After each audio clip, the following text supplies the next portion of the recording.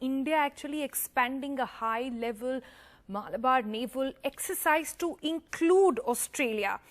Now, Malabar 2020 to be hosted in Arabian Sea in the Bay of Bengal, remember, and this latest addition said to be a snub to China at this point. Vishnu Som back with us for the details on this case as well. Vishnu? Well, this is, and I can't stress this enough, one of the most important defense developments in recent times, because the full quad, as it were, which is Australia, Japan, the United States and India, will now be a part of what is effectively a naval alliance participating in some of the most sophisticated naval war games called the Malabar exercises, which are held either in the Arabian Sea or the Bay of Bengal or off the coast of the United States, as they have been for many years. Now, this was essentially between America and India.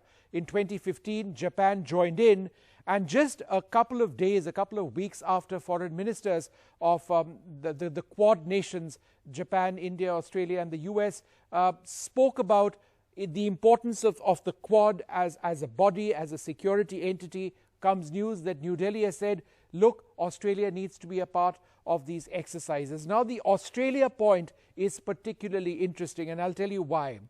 It wasn't too far in the past that Australia was actually a maritime rival of India. There have been instances when Australian naval vessels or their maritime surveillance aircraft surveyed Indian aircraft operating in the Indian Ocean. Now Australia and India have come together as allies, and this is very much the creation of a naval alliance. They don't use that word, but all four members of the Quad are over there. And why is this important vis-a-vis China? Why is this a snub vis-a-vis China? It is because China has interests in the South South China Sea, where they've illegally been creating islands.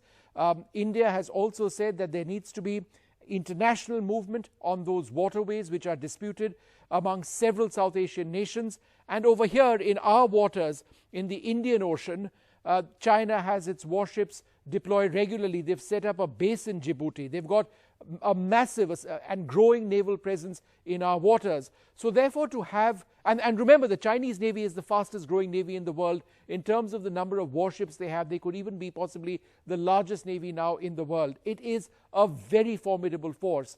And to deal with this force, if you've got the world's most powerful navy, the US, along with some of the other very powerful navies, which includes the Indian Navy, in position in the form of an alliance, then it's a very big deal in terms of regional security.